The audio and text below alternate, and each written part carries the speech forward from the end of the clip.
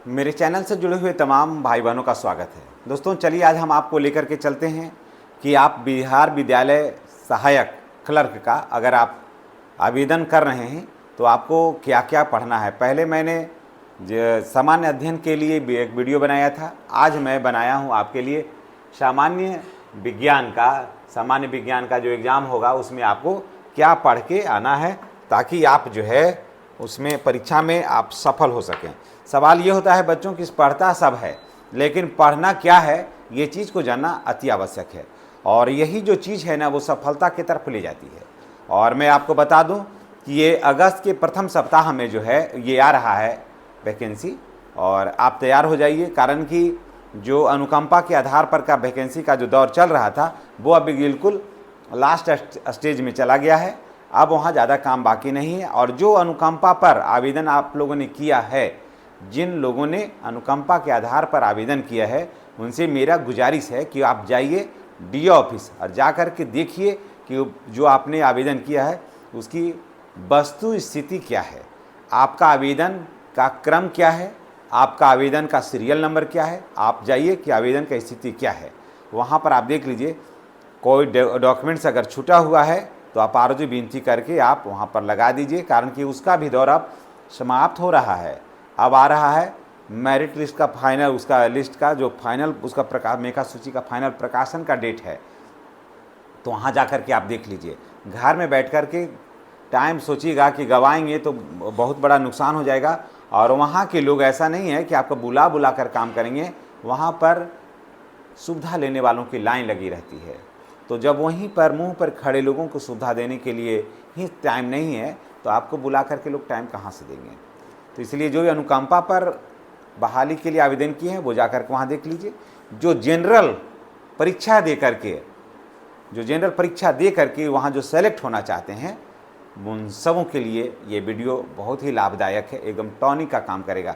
तो चलिए आपको बताते हैं कि आपको क्या पढ़ना है। सामान्य अध्ययन में प्रश्नों की संख्या 50 रहेगा और एक प्रश्न पर आपको पता है कि 4 अंक मिलेगा, तो टोटल प्रश्न अंक मिलेंगे आपको 200। ठीक है। तो भौतिकी में आपको क्या पढ़ना है, फिजिक्स में पढ़ना है, आपको गति पढ़ना है। गति के सारे नियम को आपको पढ़ लेना है, वो भी ज़्यादा नहीं, आप मैट्रिक स्तर तक का गति के नियम को पढ़ लीजिए। उसके बाद बल पढ़ लीजिए, उसके बाद आप पढ़ लीजिए कार्य, सारा का उसका जो जितना भी कार्य से जुड़ा हुआ जो भी क्वेश्चन होगा एक एक नंबर का, आप जो मैट्रिक स्तर पर खास करके आप देख लीजिए कि अगर गैस ले लेते हैं मैट्रिक स्तर तक का, आपके आसपास जो बच्चे होंगे बस उसी को पढ़ लीजिए ना, फिर सारा समस्या का समाधान हो जाएगा। उसमें ऊर्जा आपको पढ़ लेना है। फिर भौतिक में ही पढ़ लेना है प्रकाश, उसके बाद पढ़ लेना है दर्पण, सभी दर्पणों का नाम, कौन सा दर्पण कहाँ पर उपयोग होगा ये। फिर लेंस पढ़ना है, ध्वनि और उसके गुण को पढ़ना है। ये सारा जो चीज़ है ना बिल्कुल मैट्रिक स्तर तक का है। और आप गैस पेपर लीजिए, गैस पेपर में उस सारे को ज़्यादा भौतिकी में इससे ज़्यादा नहीं, गति, बल, कार्य, ऊर्जा, प्रकाश, दर्पण, लेंस, ध्वनि और उसके गुण, बस यही पढ़िए। यानी कि 1 2 3 4 5 6 7 8 के सिवा 9वां आप पढ़िए ही नहीं, 8 के सिवा 9वां आप नहीं पढ़िए, 8 पढ़िए निश्चित रूप से। ये जो है ना आपको भौतिकी में यही जो चीज़ है वो कंप्लीट कर देगा। ज़्यादा विषय से भटक करके नहीं पढ़ना है, आप एकदम गैस पेपर लीजिए और उससे जुड़ा हुआ मैट्रिक का बस उसी को पढ़ लीजिए, इसमें इसके सिवा कुछ नहीं पढ़ना है आपको। निश्चित रूप से आप सफल हो जाइएगा। चैनल पर नए हैं तो चैनल को सब्सक्राइब कर लीजिए। उसके बाद आप बताते हैं आपको कि केमिस्ट्री में आपको क्या पढ़ना है। तत्वों की आवर्त सारणी पढ़ लीजिए, अम्ल, क्षार और लवण पढ़ लीजिए, रासायनिक अभिक्रियाएं पढ़ लीजिए, धातु और अधातु पढ़ लीजिए। बस 1 2 3 4 5 केमिस्ट्री में ये सिर्फ 5 पढ़िए आप। केमिस्ट्री तो बहुत विस्तृत और व्यापक है, तो उतना जाइएगा उतना नहीं आएगा। आपको केमिस्ट्री में सिर्फ इतना ही पढ़ना है।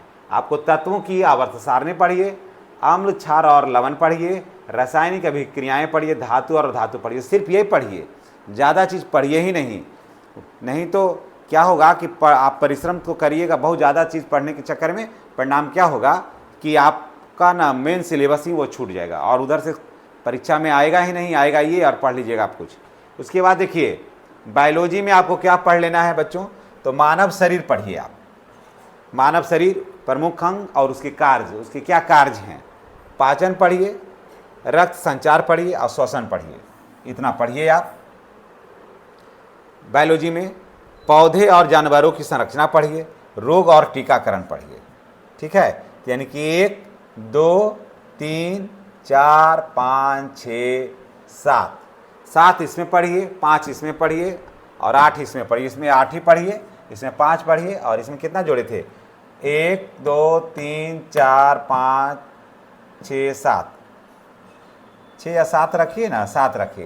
इसमें 8 पढ़िए, इसमें 7 पढ़िए और बस इतना ही पढ़िए। इससे ज़्यादा पढ़ने का ज़रूरत ही नहीं है, इतना ही पढ़ लीजिएगा, निश्चित रूप से आपको सफलता मिलेगी, नहीं का कोई बात नहीं है।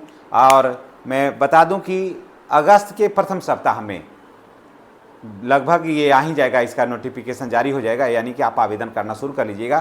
तो डॉक्यूमेंट्स पर भी मैंने वीडियो बना दिया है, डॉक्यूमेंट्स को आप देखिए वो सब सीरियली तरीके से लगा लीजिएगा और सब तैयार रखिए।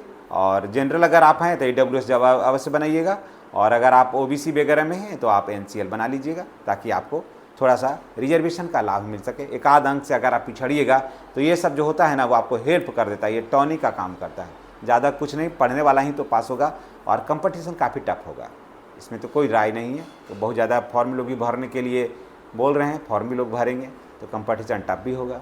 तो इसलिए तमाम लोगों से मेरा गुजारिश है कि अगर आप चैनल पर नहीं तो चैनल को सब्सक्राइब करके बेल आइकन को दबाइए, ताकि वीडियो का नोटिफिकेशन जो है आपको मिलता रहे। धन्यवाद। और कौन सी बात आपको और चाहिए, कैसा वीडियो और चाहिए बिहार विद्यालय सहायक या परिचारी से संबंधित, जो भी कमेंट बॉक्स में आप अवश्य बताइएगा।